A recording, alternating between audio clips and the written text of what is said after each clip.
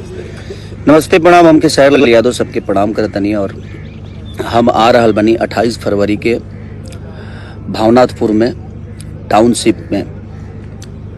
और हर साल जगह शादी समारोह होला,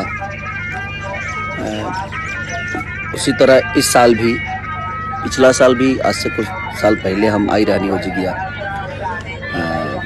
और भानु प्रताप शाही जी जो उनके हमने के बड़ भाई बानी, और हर साल वहाँ के शादी समारोह बच्ची सन के कराई ले।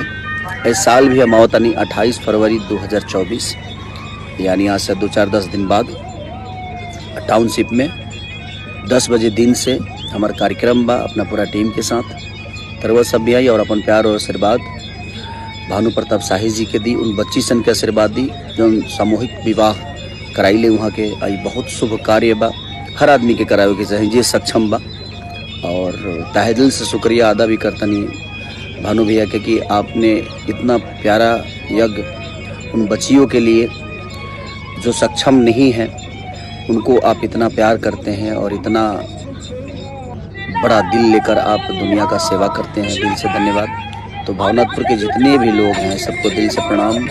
आप आइए और अपना प्यार और आशीर्वाद दीजिए। Love you all.